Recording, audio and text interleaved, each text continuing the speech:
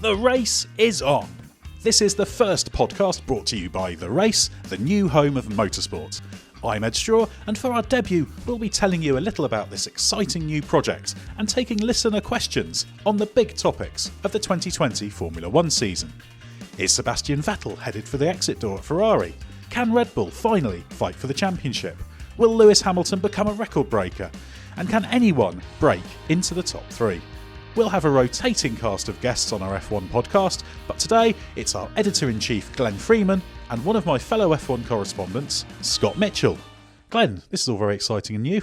How are you? I'm very well, thanks, Ed. Yeah, a bit tired as we put in the long hours getting the race ready for its upcoming launch, but really excited to be trying something new and delighted to have the likes of you, Scott, and Mark Hughes along for the ride as well. And very happy, Ed, that we're launching a podcast very quickly because I know you've been asked over the winter if you'll still be doing one. And here we are.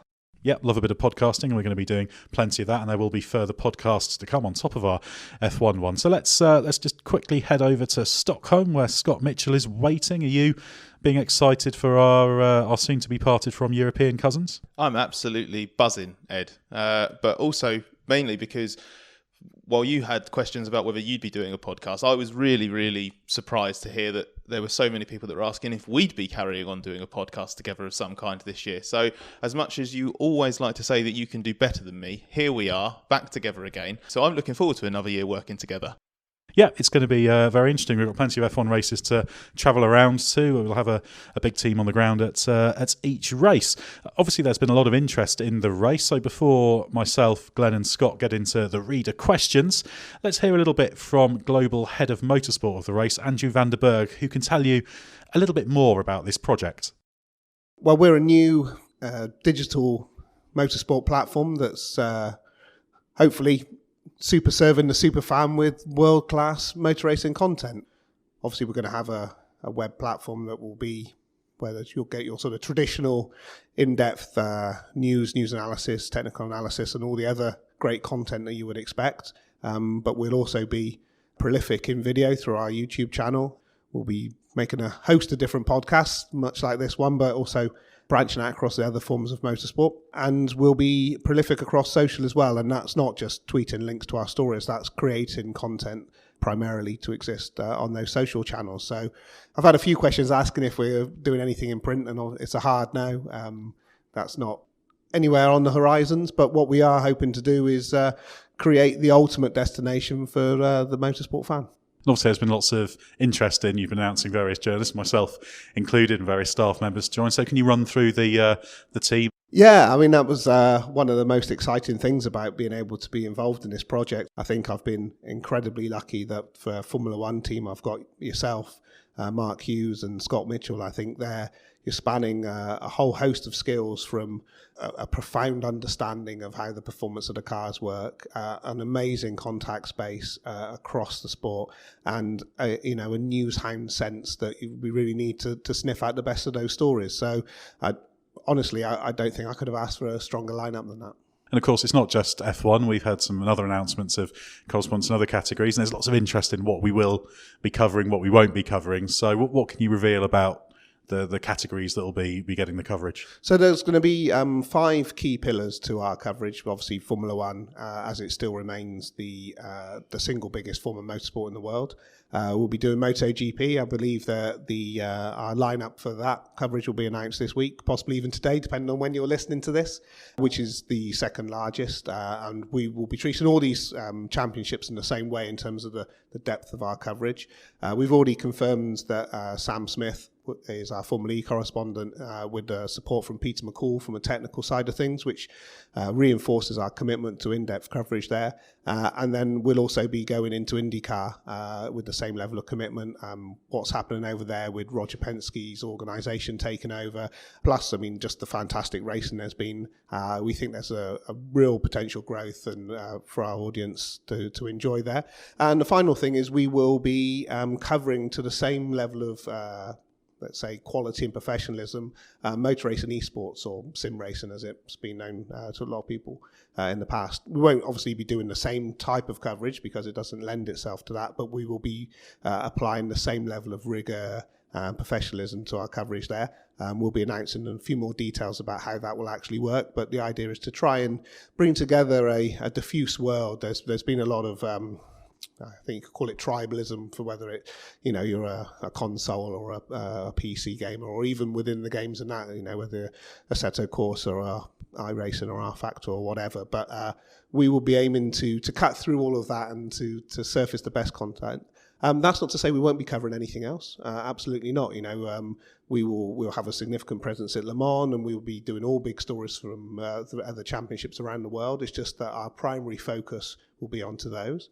But we'll be very attentive to the fans' needs and desires, and if there's a groundswell of interest in something else, then we will expand our coverage to cover that in the future.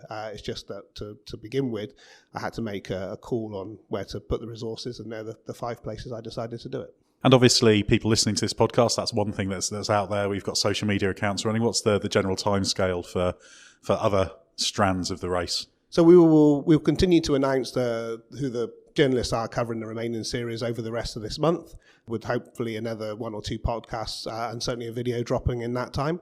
The website will go live in the first week of February. I'm not going to commit to an actual date just yet, but it will make sure that we're up and running before the first F1 car launches, and certainly before F1 testing kicks in. That's when we're really going to be showing our true colours in terms of the depth of the coverage we'll be doing, with MotoGP testing alongside that as well. So a whole series of announcements come over the next month. Well, it's an exciting project and very happy to be part of it. So thanks very much, Andrew Vanderberg, for revealing a few hints of what to expect from the race. Thanks, Ed, and I look forward to seeing more of your work coming out over the next few weeks. Shall we actually get on with what we're here to talk about, which is the upcoming Formula One season? We did ask on Twitter for some of our prospective listeners to send in some questions, and we've got a massive response, actually, loads to get through. So we're going to try and rattle through some of these as quickly as possible. Some quite big talking points here, but we're going to address them all fairly shortly and sharply so we can get through as many as possible. So let's start off with Ben Croucher, who asked, is Red Bull's driver model still sustainable? And is it blocking arguably more talented drivers from making it onto the grid? So this is about whether, I guess, Red Bull's picking the right drivers and whether it's got enough drivers on its conveyor belt. What do you make of it, Scott? The saga that they had with Alex Albon and Pierre Gasly last year proves that they didn't have a Verstappen or a Ricciardo or someone to step up into the senior team.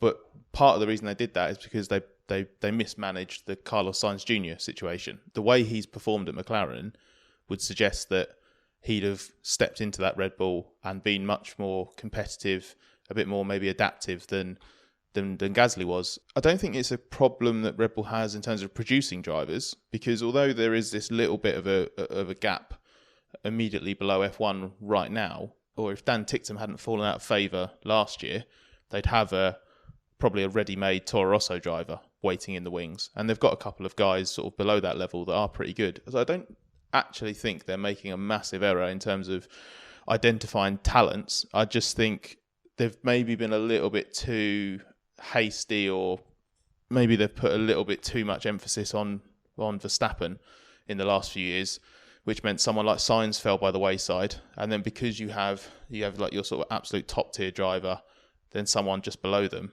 as soon as you remove that second rung driver, there's a much bigger gap, and that's what they're struggling with. Well, certainly were struggling with in the middle of last season. I think Sainz probably played a part as well in that situation because he got a bit impatient, and I could understand why, because he was in Toro Rosso for quite a long time. Did kind of get leapfrogged, as Scott mentioned. Verstappen kind of, I think they call it, he sort of broke the grade curve for everybody, didn't he, in Red Bull for a bit. But these things go in cycles, and I would say actually the top end of the junior ranks in the last year or two, since we had that great graduation, really 12 months ago, of top F2 drivers all coming into F1 and doing well, you do tend to get a kind of downward turn straight after that. And I guess that's the same for Red Bull. It's just almost that there are no top line drivers for them to pick at that level right now. And we've seen that in the past. We've seen drivers who perhaps we knew were never going to make the step up from Toro Rosso to Red Bull, but they stayed at the second team for a while because no one else was ready. So I think there'll be another cycle. The other interesting part of that question actually is the fact that when Red Bull doesn't really have any ready-made stars, that's 4 seats out of 20 that effectively no one else can get. And that's why you end up with random situations like Brendan Hartley being called back, and even Albon as well, a former Red Bull junior who actually went off and was doing other things and was going to race in Formula E before he got the call up. So that's the other interesting part of the question, but I don't think there's anything wrong with Red Bull's model. I think you have to say that over the past 10 to 15 years, while it's a harsh programme, and some people might have some gripes about drivers who were dropped, etc., it has by and large put some very, very good drivers into Formula One, and it is putting serious money into young drivers based on ability, which is what everybody says they always want. So I think overall a good thing, even though, as you say, Glenn, it does go in ebbs and flows, shall we say, in terms of driver talent. Well, we have inevitably a series of questions about Sebastian Vettel. They're all connected. Graham Howie asks, will this be Vettel's final season? We've also got Jason Hannafin, who says Vettel's future and how crucial is this season for him. And then we also have George Donnell on Twitter asks which drivers are on the proverbial hot seat this year. And I think Sebastian Vettel is the obvious one out of contract at the end of the year. So how do you see Vettel's situation, Glenn? Well, I think his seat is red hot. Probably won't be that comfortable to sit in. I've been thinking about this over the winter because there was a theory that Vettel didn't necessarily drive badly last year, but it may be just that the car suited Charles Leclerc more than it suited him. But the more I've thought about it, the more I thought, well, he showed too many signs of fragility in 2017 and 18 as well, and those weaknesses perhaps weren't exposed in the same way when Kimi Raikkonen was his teammate. And I think Leclerc's come in, he's going to get stronger as well. So I would expect that this is the year that Leclerc establishes himself as Ferrari number one.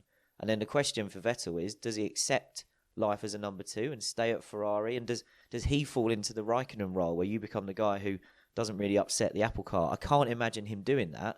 But the other big question is, where else can he go? I don't think there is really an option for Vettel, especially because Verstappen signed that new deal with Red Bull. I'm pretty confident that if Verstappen had left Red Bull, then Vettel would have had a brilliant soft landing there. Red Bull would have taken him back with open arms. He's still on great terms with everybody there, and they really believe in him as a driver.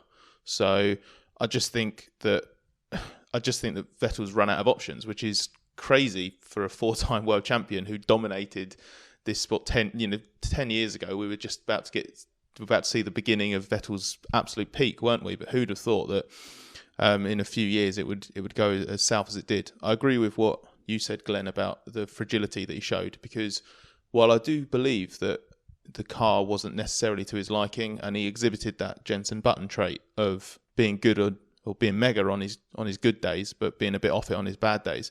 But I don't remember Jenson making so many errors in battle and under pressure and stuff like that, and that's what's let Vettel down. So I think he needs to prove to Ferrari and to himself that it's worth carrying on in F1 beyond 2020. The other thing is, obviously, Jenson definitely had that sort of narrow operating window. I think, Ed, you've spoken to Jenson about that and spoken to him about Vettel.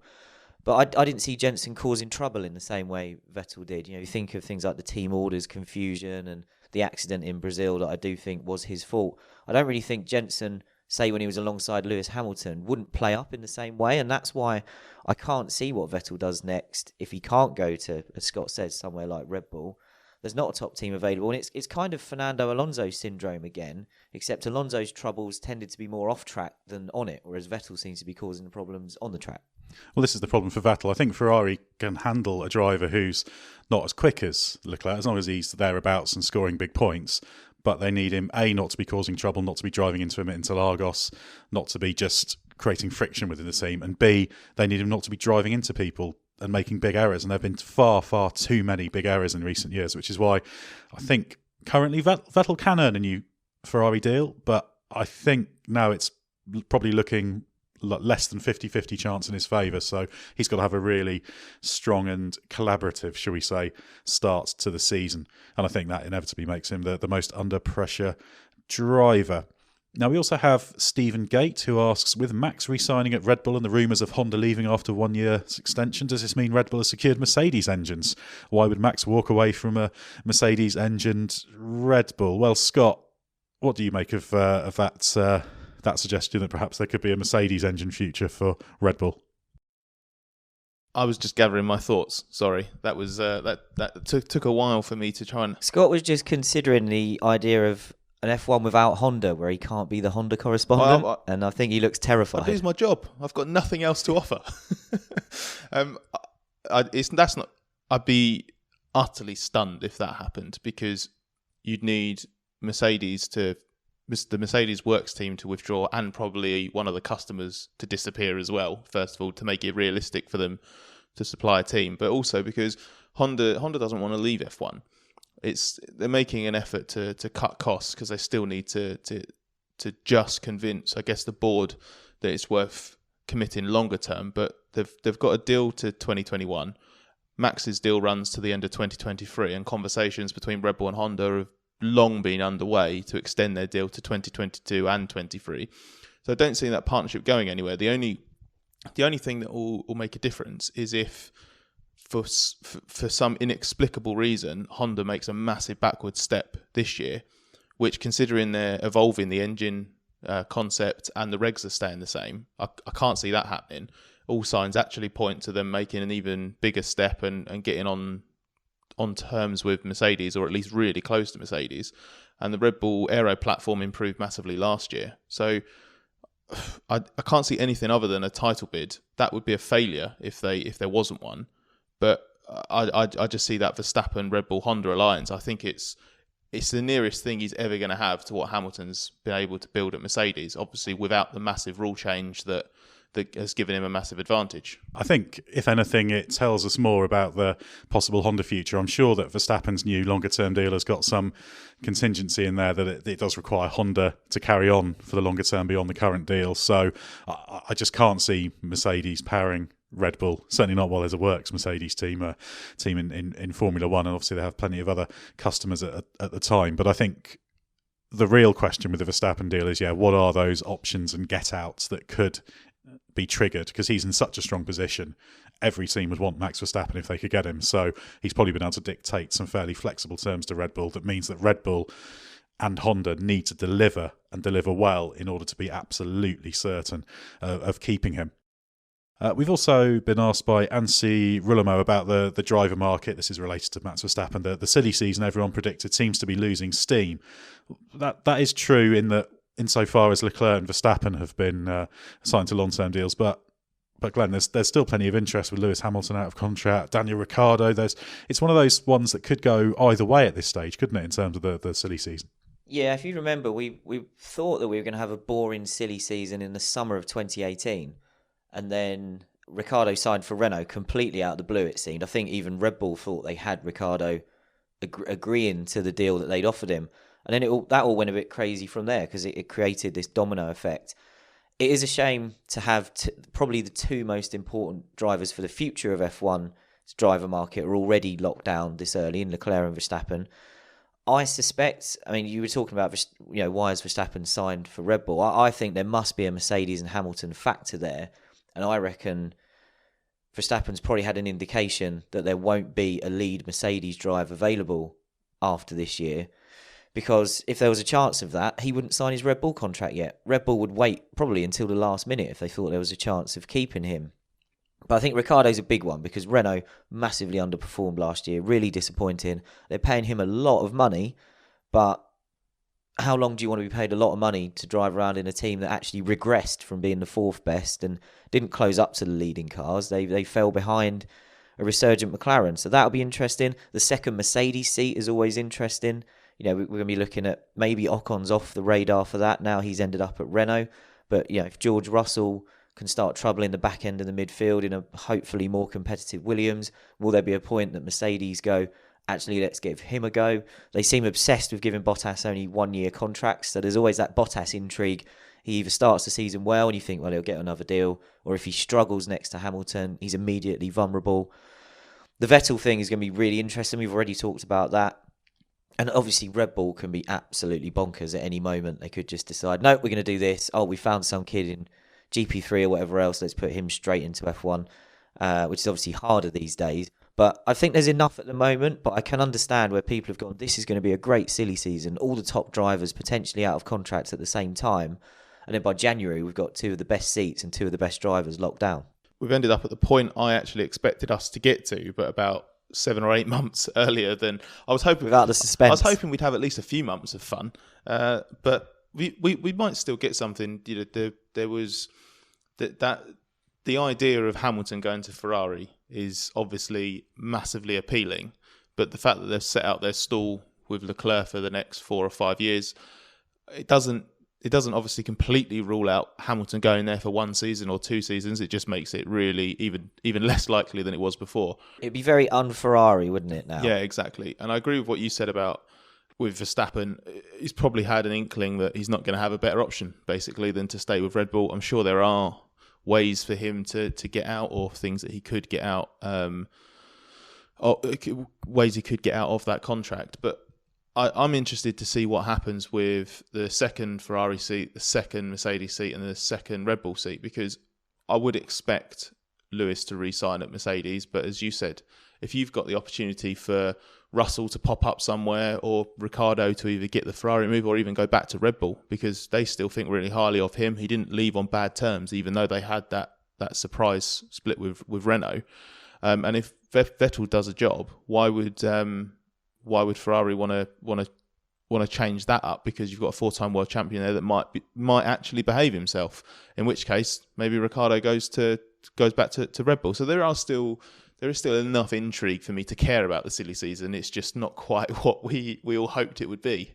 Ricciardo's actually the one who's in the most interesting position. You can make a case for him. I imagine Ferrari's probably the seat that he's eyeing with most interests. There's a vague chance he could end up back at Red Bull. I'd be surprised if he wanted to go back alongside Verstappen. There's a slight chance of Mercedes, but Renault will want to keep him if they continue. But McLaren have had interest in him in the past. They still seem to be improving in this season. That could be of interest if he can't get a top team. Even Racing Point, which is having big investment and improving. So Ricciardo's almost the driver who you can make the biggest list of credible places he could end up. No, I totally agree that Ricciardo's the one now who can probably trigger the most activity in the driver market. Again, a word of warning for him though, because on my F1 2019 career mode in the game, he's gone to Ferrari alongside Vettel and he's having a torrid time. The car's not very competitive. He can't get near Vettel. He's not even in the top 10. So, that could be predicting the future. Yeah. Well, F1 2019, I'm sure, is a good guidance, and of course, I guess that means that Glenn Freeman might be a viable option. How are you performing? Yeah, I'm doing really well actually at Haas alongside Kevin Magnussen. We've sorted out the troubles of 2019, and in the 2020 season, it's going very well. So if all of this happens, I'll be wishing I'd put a lot of money on it actually. Glenn, can you like send an email or a text to Günther Steiner and tell him what you found out? Because I'm pretty sure he'd absolutely love to know how you turned it around. Because by the end of last year, I wasn't sure they actually knew. Yeah, I still don't think they know. It's quite interesting. When I signed for the team, actually, the first email I got from them was, we've had a really bad pre-season and now it's your job to sort it out. So apparently I was called in as a driver and an engineer. So I'll make a note of what I did. I'll send him a message actually saying, earn some development points, spend them around all areas of the car, and then you'll be competitive. I can't believe they haven't thought of that, to be honest.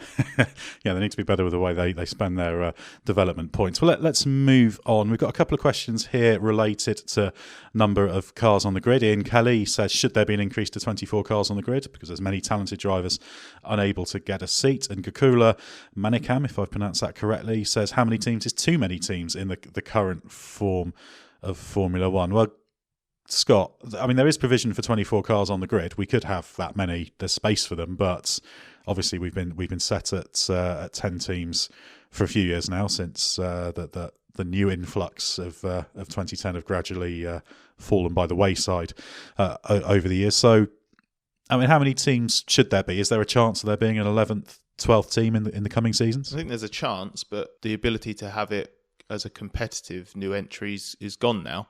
So I actually think that the limit, if you want a proper healthy championship, I think it's now 10 teams. And I don't think that's because of an inherent Formula One limit. I would like to see 12 teams. I think a 24-car grid would be pretty fever.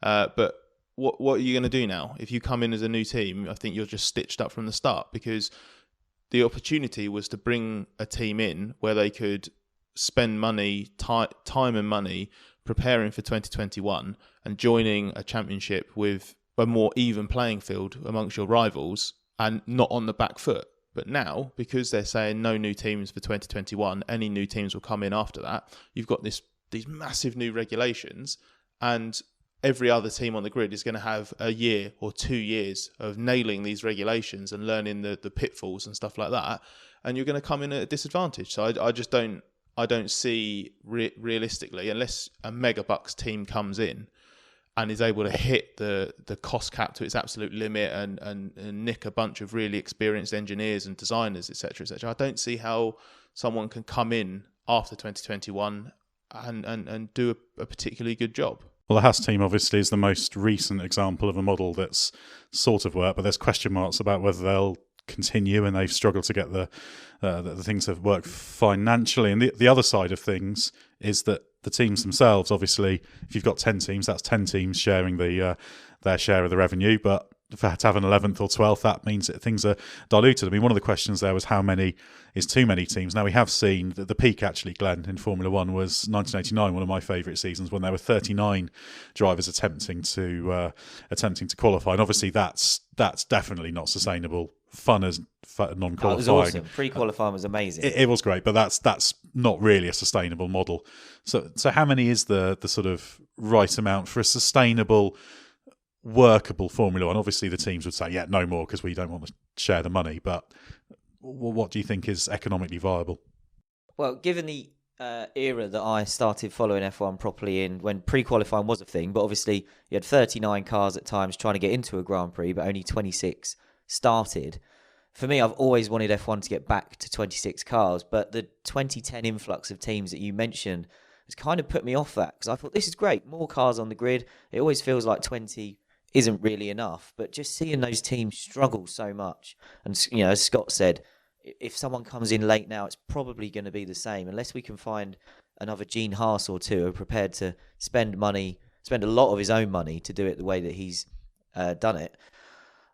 I'd now be really wary, and this is why when I hear these teams try and put themselves out in the news a bit, don't they? And there's always someone, whether it's Ross Brawn or Jean Todt, sort of dismissing the idea of these teams. And I think we've got to be really careful, because Formula 1 is super competitive at the moment. And Williams have just come off a really bad season, but compared to bad teams that we've seen in the past, they're still a lot closer to the pace. It's just that the level is so high. It's super competitive. So I think just having bad cars at the back of the grid for the sake of it, actually, we've seen quite recently, it doesn't do F1 any good. 10 teams is that good balance between it doesn't look unhealthy, you still get a decent spread of the cash, and you're able to be competitive. I think if you lost someone like Haas now, I'm struggling to see how a team comes in and even gets to that level of competitiveness. Because, Ed, you mentioned Haas coming in, and the most recent example of a team coming in with that kind of model and doing a good job straight away.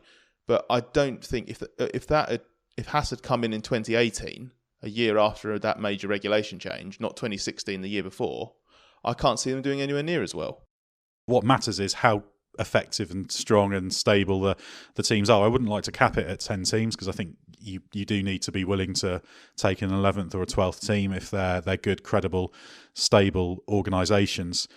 There's enough money in Formula One for it to work, but this is when it all comes back to the big problematic question, which is the whole new Concord, etc. There's already talk about teams creating a kind of buy-in for new teams, which is a little bit different to the old bonds that new teams used to have to pay, where they paid a lump sum and then they got it fed back to them over the year, which was a way to test and prove that they did have the resources to do it. This time it would be kind of you buy in and the other teams share that buy-in. So it's effectively kind of this franchising sort of system. But you don't want to close the doors completely, but you do have to have a very, very high bar. I mean, I think 24, 26 cars on the grid is perfectly sensible. We could even go like they did in the first half of 93 when F1 went down to 13 teams, and gratuitously for the first half of the season they decided only 25 cars were allowed to start. So poor old Luca Badoer and Michele Alboreto in the Scuderia Italia Lolas used to have to fight it out in the first part of the season for who would not qualify. Although if memory serves, I think Ivan Capelli didn't qualify the Jordan at Interlagos after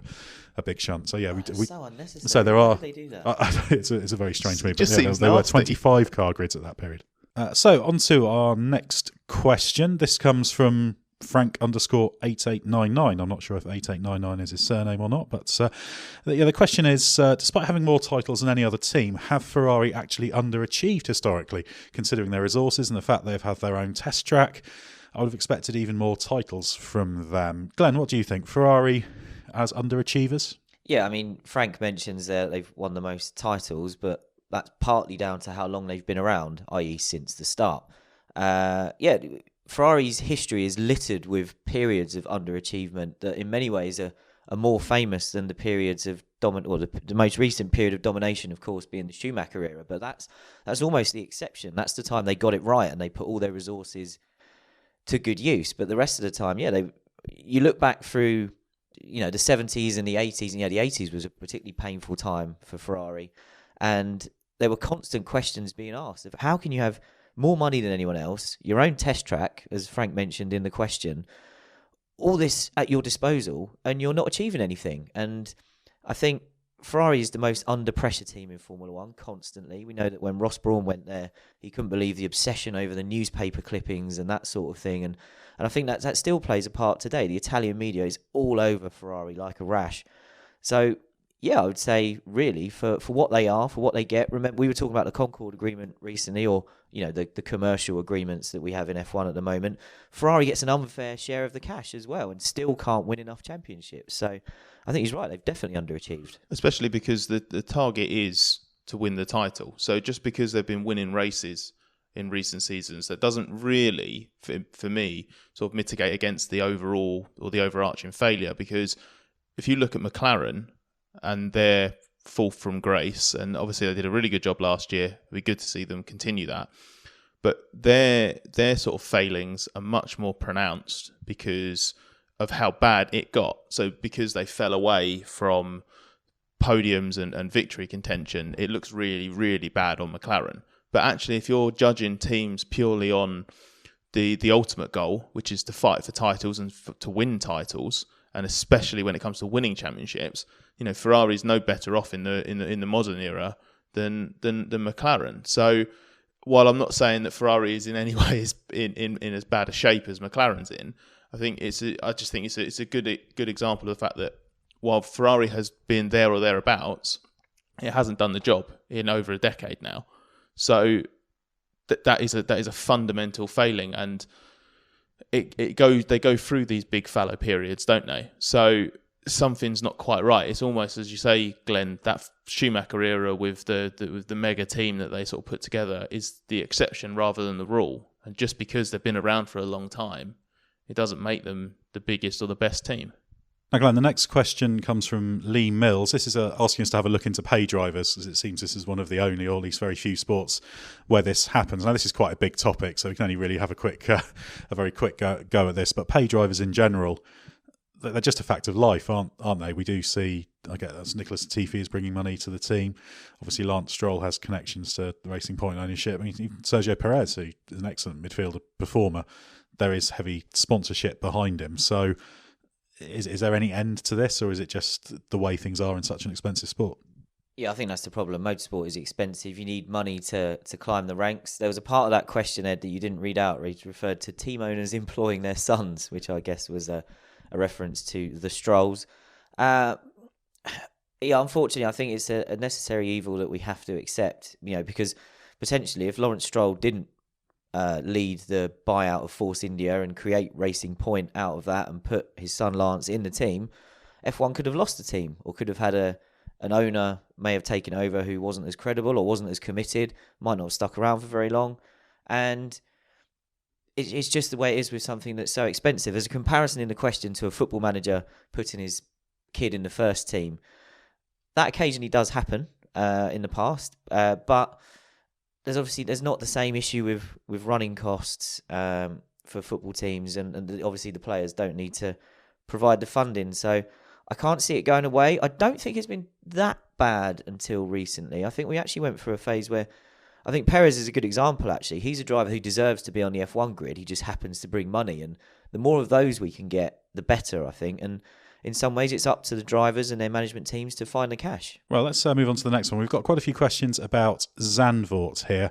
There's a few different dimensions to it. Tim Richardson asks why Zandvoort's new banked final corner will work when Indy's failed. The Brothers Hunt asks, will a race at Zandvoort be a mistake given the limitations of the track itself and limited opportunities for overtaking? And my old friend in Brazil, the veteran journalist Lito Cavalcanti, asks about how Pirelli and the teams will cope with the different tyre pressures. Well, I can start this one off in terms of the tyres. It's a 32-degree banked corner at Zandvoort. So it's about twice the banking at Indy. I wouldn't say the Indy banking failed. I would say that it's Michelin that failed for various reasons in terms of the way the stresses were deployed off there. They diamond groove the track, which slightly changed the loading. And obviously, by its very nature, banking does put extra pressure, stress on the tyres. Pirelli have said that they'll cover it by raising tyre pressures and tighter restrictions on cambers, because by regulation they have to provide the same construction and compound for every race. So that should be okay. But Scott, as for Zandvoort as a race itself, do you think it's going to be a good track for the wheel to wheel battle? No. I was trying to think of a really polite way of saying not a chance. I think it risks being a really boring race, but I do think it actually has the potential to be one of those Grand Prix where, as an event itself, it kind of takes away from that a little bit, because I hate Monaco. I really don't like Monaco as a Grand Prix. And while there are elements to it, I mean, I've been quite lucky, because although we didn't see like those hardcore races, last year's race with Hamilton holding on with old tyres, and when Ricciardo won there after the MGUK failure, got a Grand Prix there that have an interesting story underneath, even though it's not a particularly fun race to watch in the traditional sense. And obviously it's Monaco, so it's a big event in itself, so there's a different kind of attention. So I think with Zandvoort, you're going to have a race with an amazing atmosphere. It's going to look really cool with packed grandstands and stuff for Max Verstappen. I'm sure it's going to be orange as hell. And you never know, you might have something where you have Verstappen hounding Lewis Hamilton for 50 laps or something. So I'm not going to rule it out as a good event and maybe an interesting Grand Prix, but I don't think it will necessarily be a mega race. Yeah, I think Scott's spot on there. It's going to be a mega event. I think it's great that the Dutch fans who have descended on so many other races around Europe are now going to get their own race. They deserve it, and Max Verstappen should have a home race. You know, he's the future of F1. But I can't see it being good on track. You know, I've covered a lot of races at Zandvoort with high downforce cars like Formula 3 and the DTM, and qualifying will be awesome, because modern F1 cars on parts of that track will be amazing.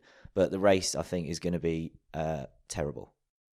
I think unfortunately I'll agree with that. The next question is from Richie, who says, with a big change in regulations on the horizon, how will teams approach this season from a car development point of view? Will the smaller teams with less budget benefit from sitting this year out and prepare for 2021 in hope of gaining an advantage? Glenn?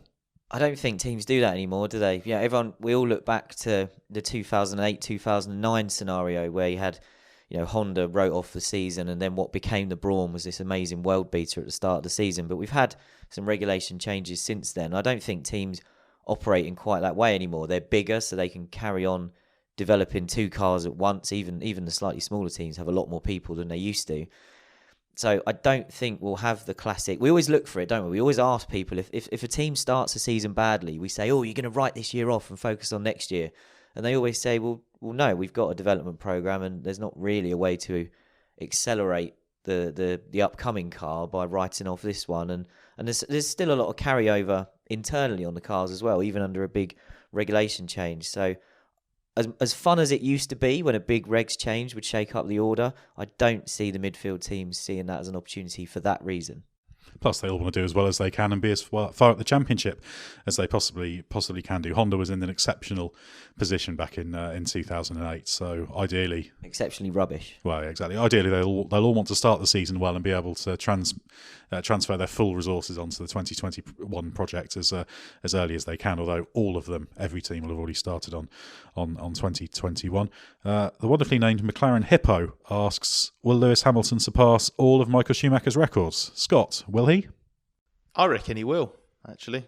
Which is a crazy idea. If you'd thought about that, well, I guess when Schumacher set those records, or retired for the first time, you'd think no one's going to come anywhere near it.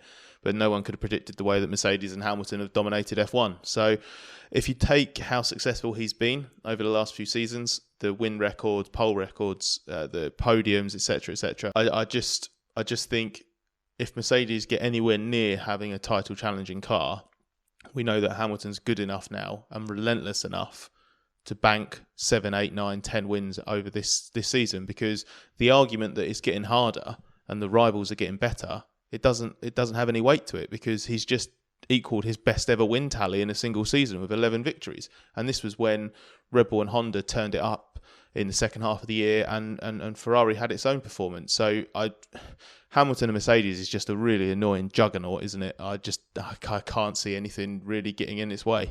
I think we can say at the moment that Lewis Hamilton will almost, I think he'll definitely pass Michael Schumacher's win records. The championship's record in terms of beating it, there's every chance he'll match it. Beating it is a little bit harder because 21 is a new rules reset, but that Mercedes team is where we expect him to be in 21 is so formidable. I'd be surprised if they're not, at the very least, in the fight come that season. Now, we've also got a question from Blue, well, it's more a statement than a question, from Blue Coat Neil, asking for a bit more Toro Rosso AlphaTauri coverage. Glenn Freeman, could you provide a little bit of that? Yeah, the name change to AlphaTauri is rubbish, and as we record this, the team haven't even changed their Twitter handle yet, so they're obviously about as committed to the name change as we are, and it's going to be a nightmare having two Alphas on the grid, and they're both spelt differently. But on a more serious point, I think Toro Rosso had its most relevant recent season in 2018 when it was running the Honda engine, and Honda was coming out of the McLaren nightmare, and now it was, what's Honda doing down at Toro Rosso? Really interesting. Scott got to hang out there loads and talk to them. But since then, Red Bull is now the Honda story, and Toro Rosso, this comes back to our earlier point about Red Bull's sort of driver conveyor belt is kind of stalled at the moment, so the Toro Rosso drivers aren't even that interesting at the moment. Great, they got a couple of podiums last year, but that shouldn't have been grounds for a terrible name change. Move on to the next question. Interesting one, this one from JWBR on Twitter, who just says a little thing: how livery affects team perception. Glenn? It's an interesting question. We know from the times where teams have significantly changed their colours that fans have a huge interest in that, probably in a way that we didn't know before the internet era, where we had a lot more data on what people are reading and what, we get more feedback. Just like this podcast is, effectively constructed our first episode from what our fans, Formula One fans, want us to talk about. But I think liveries are really interesting. But for me, it's more the perception of F1. I think if you get into an era where all the teams keep the same corporate colours every single year, it makes F1 and the grid look a bit boring. And any team that's willing to shake it up, I think back to when Force India went pink, when Haas went black last year, people are really interested in those teams all of a sudden. So I think it's a good way for some of the smaller teams to generate a bit of interest. And I remember when Toro Rosso went to its bright blue livery that it has at the moment, that was great. But then he just did the same thing for all the years that followed. And I've never forgiven Christian Horner for the year where he said Red Bull was going to have a radically different livery. And they just moved the word Red Bull to a slightly different part of the car. And I thought that was a huge letdown, because it was the year when they did the camouflage livery in testing. And that generated loads of interest as well. And Red Bull could do all kinds of things with their liveries to generate, it ultimately is a marketing company, but they seem to pass that up in F1 where they're too corporate. So I really think it's important that F1 teams remember that their liveries are quite an interesting way to get talked about and get noticed. And I'd hope, I don't know, who would you guys expect to see a different livery from this year? Yeah, AlphaTauri, I suppose, has the potential to change, have an identity that matches visually that matches the name, but I don't really know what an AlphaTauri looks like. So unless maybe black with some silver on it, or black and white, I don't know.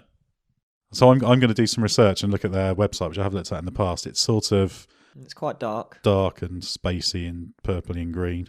It's got a bit of a Aurora Borealis feel to it. I'm not sure whether that'll be a good livery, certainly. But yeah, I'd want to see some more interesting liveries from teams, just changing that. But obviously they have set corporate identities, so the entity like Red Bull has, to all intents and purposes, of the same livery since it came in 2005. But it'd be more fun if they did change. Scott, Jake Sanson asks, which is the next team other than the big three that will win a Grand Prix? That That's not an easy one to answer. That's why we went to you. Yeah, thank you. Cheers for the stitch up. I actually now think McLaren. I think if you'd have asked me 12 months ago, I'd have said Renault, no doubt, because there's no one in the midfield that's got the resources or the platform to build to the point where they can get and challenge the top three. But Renault had such a backwards 2019, and McLaren made such a good step forward, and we saw the way that Sainz and Norris performed as well. They're in a position where if they make the right gains on the race team side and they get the 2021 rules right, I think they might be able to finally end the win drought, and they at least seem the best placed one. I know Renault, and you mentioned Racing Point earlier, as a team with big plans and investment and stuff. Maybe they do have bright futures, but I just see them as being a bit too much of a mess in the short term, whereas McLaren I think is a bit more positive. I think Renault will probably pull out of F1 before they win a Grand Prix. Well, inevitably, Glenn, with pre-season testing not too far away, people are asking about that. But we've got TC at th_Conway on Twitter asking for your favourite winter testing stories and anecdotes from years gone by. You've got a few good ones, haven't you?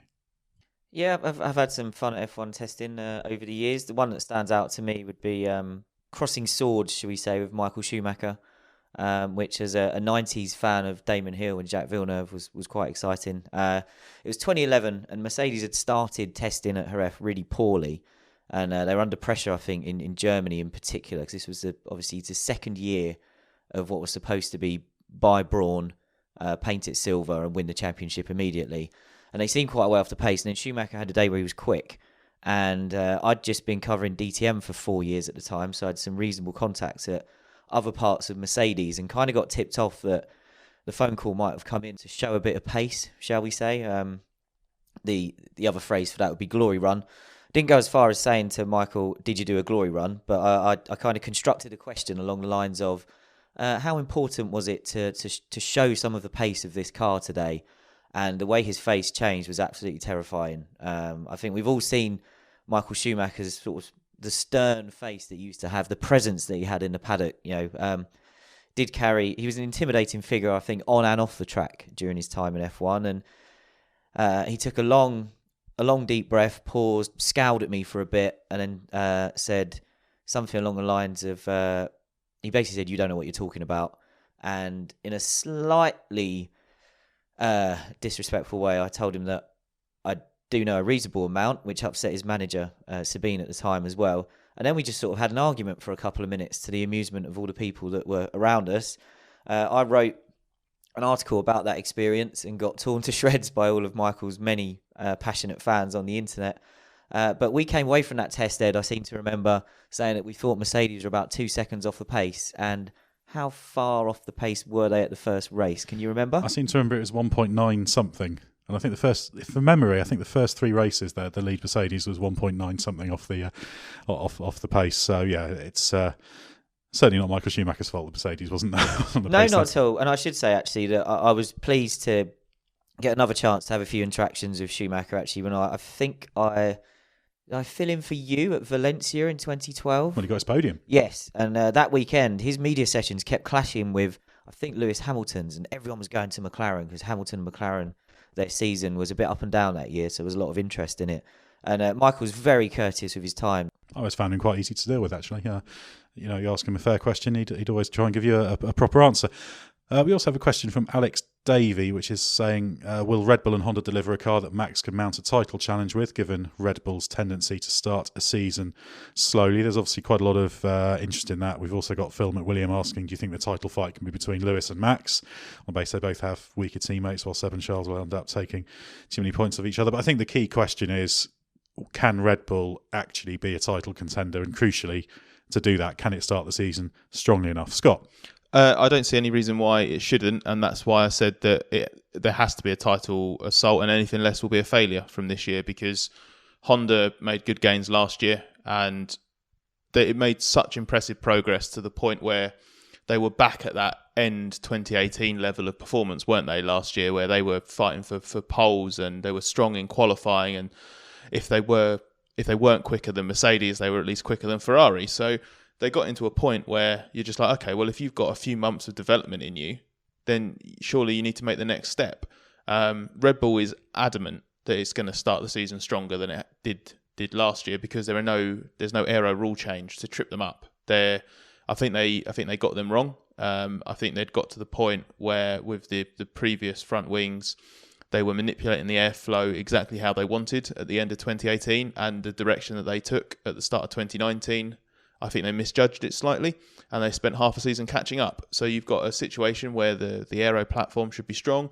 The chassis development last year was good in general anyway, and Honda looks good, and Max is obviously top of his game at the end of last year. He's in a situation where he's the clear number one.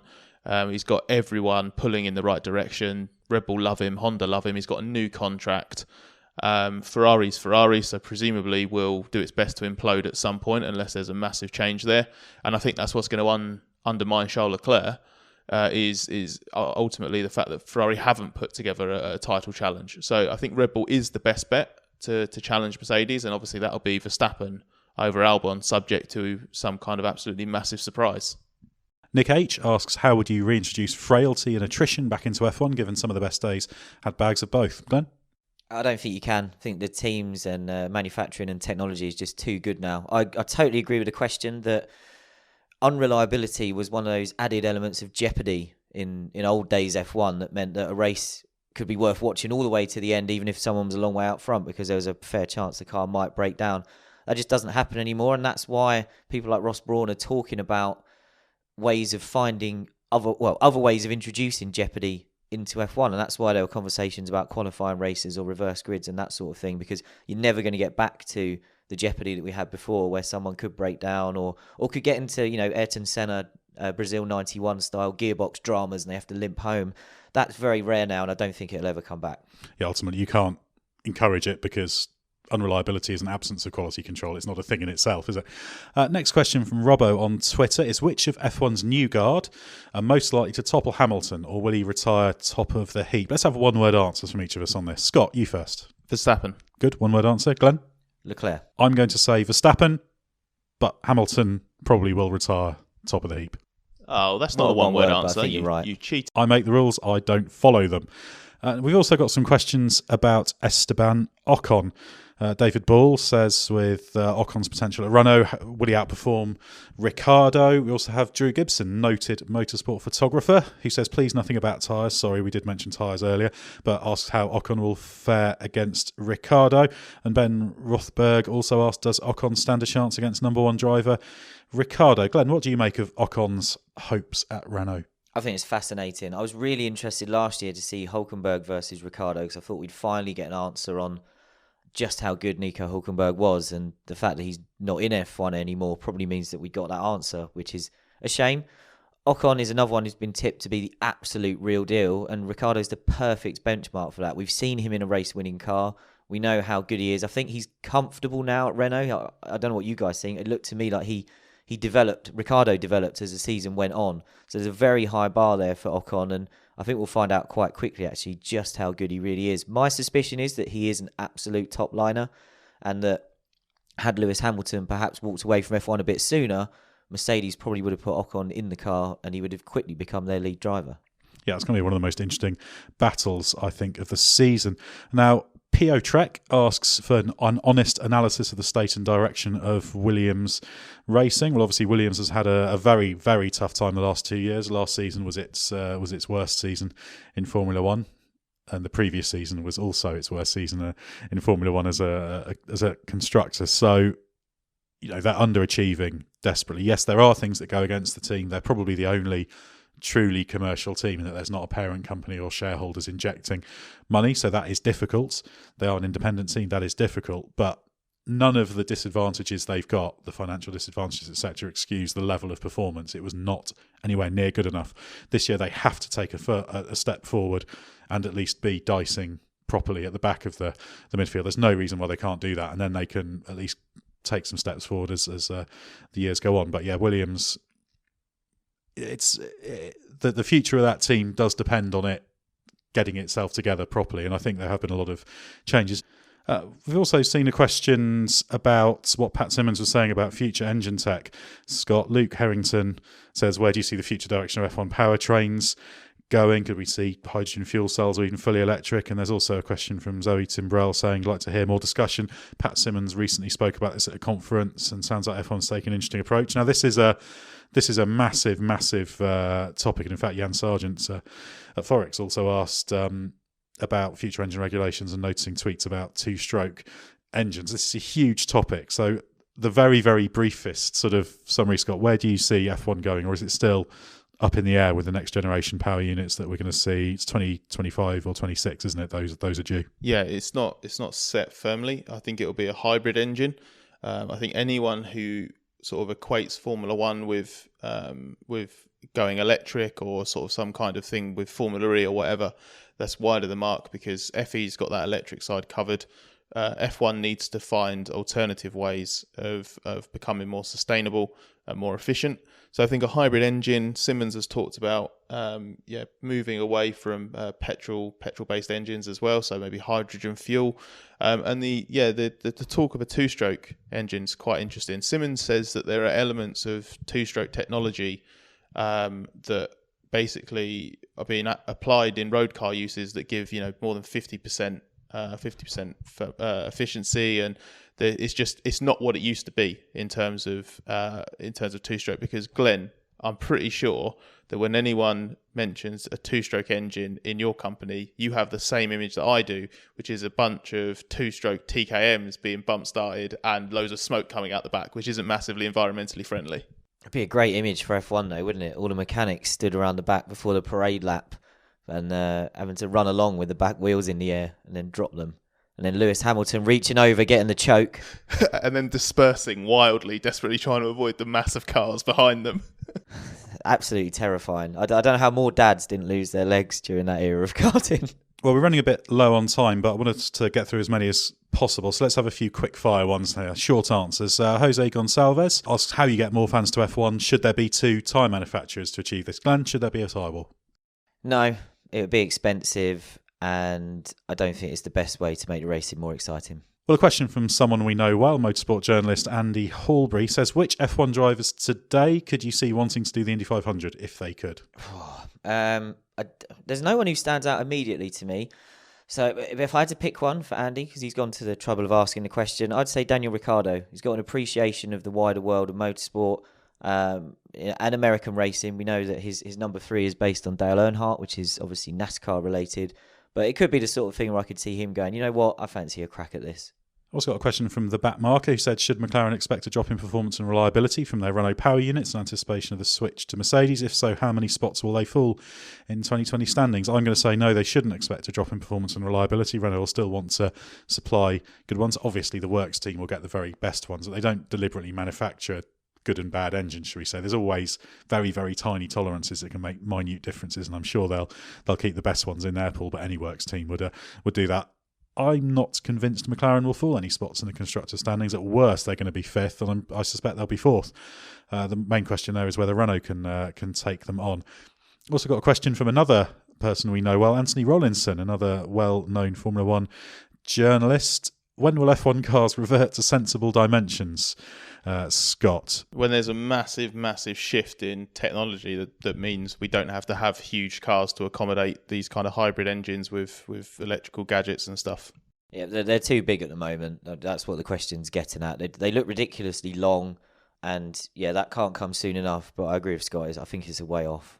Sorry we haven't got through all of the questions, but we wanted to get through as many as we can, and hopefully we've had quite a good whistle-stop tour of some of the big talking points of the season. And in future podcasts, we'll go into some topics on a little bit more depth. Now, one thing we do have to address is Scott Mitchell was determined to have the final word on this podcast, and he has been asking his random question on Twitter. Do you have a jingle for this? Not as yet, but I might try and generate one over the coming weeks, something suitably light-hearted and whimsical to sum up Scott's lack of gravitas when it comes to this one. But Scott, would you like to explain what the question you asked on Twitter was and some of the more amusing answers? Yeah, I wanted to have a little bit more of a light-hearted bit of interaction with our listeners. So I asked sort of where's the most fun or random place you've spotted a driver, and I got a really surprising number of responses, which was really awesome. We had the usual usual things. I'm gonna ignore things like people meeting them in car parks or at races or stuff like that, because that's pretty standard.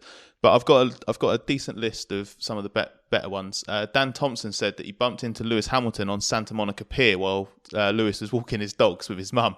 Apparently, and he also sent a picture. So that is definitely legit. I thought I'd include that, Ed, because we know how much you love dogs. So I thought that would be a good start to this sort of mini segment. Richard Randall said, not a driver, but he was in a restaurant in Nice a few years ago, and Eddie Jordan turned up on a bright yellow bicycle which still had the Jordan F1 team logo on it, which I thought was fantastic. One for Glenn, obviously as our resident Jacques Villeneuve fan. Eric Stenborg, who is part of the Viasat Formula One coverage out here in Sweden. He messaged to say that Villeneuve was in a music store in Copenhagen around 2002, and he bought 6 figures worth of electronic music equipment and paid with a black Amex card. I thought he was going to say he bought 6 copies of his own album. I think he would have been the only person. There was a good one from Matt Burkett, who talked about he was having his 18th birthday dinner in Marbella, obviously, when Martin Brundle and Alex Brundle walked in to collect a takeaway pizza. And he followed that up with a picture, the selfie that they took, and then Alex Brundle chimed in on Twitter because Matt had tagged him in the tweet. So that was also legitimate. I'm also going to include a slightly selfish one. My brother Luke messaged to point out when we both met Nigel Mansell at a clay pigeon kart circuit, because Nigel was out running his kids at the time, and I remember I got my race suit signed by him, and Luke got his England football shirt signed by him, because that was the only thing that Luke had sort of to hand, basically. But my mum threw my race suit in the wash later after the weekend, and the autograph disappeared. So that's pretty rubbish. The only other thing I wanted to flag up was Damon Hill was the most popular driver in terms of who's been spotted. He cropped up in 6 of the 30 odd responses that I got, which I thought was I don't really know why. I don't know if there's something about Damon that just makes him either approachable or he's just out in public a lot. He's just sort of wandering around trying to get noticed. But I should also do a little shout out to Paul Gibson, who got properly behind this and just reeled off this mega list. He obviously lives around Brackley, so he must have seen over the years loads of people that have just been going to Silverstone. So he's seen Damon in a petrol station in 1994. Pedro Lamy pulled over and asked him for directions in late 92. He says that he saw Sterling Moss on a tube in London. The same day, apparently, he saw Mick Jones from The Clash, which is pretty cool. He stood behind Sergio Perez in a queue at Subway, and he also sat next to Martin Donnelly at the Crew Arms near Brackley. He said he didn't want to bother them because they were eating and off duty, but apparently his girlfriend didn't care and started to talk to them and got autographs on his behalf. So quite a nice mix. It was really cool, actually. Lots of responses. Obviously, we don't have time to go through them all here, but I will share a few on my Twitter. I know that you retweeted me, Ed, but basically I'm just quite curious to see I'd like to see a few more pictures. I want proof of these random encounters. So if anyone listening does have a few fun ones to throw my way, just lob it to me on Twitter at @SMitchellF1. Well, you can also follow The Race on your social media channel of choice. We're on Twitter, Instagram, Facebook. Just search for We Are The Race. We'll be producing regular podcasts, so please do subscribe to this for all the F1 chat you could possibly need, and keep an eye out for some new podcast feeds to come in the future. Thanks for all your questions, which have really helped get us off to a flying start. The race is on, and this is just the start.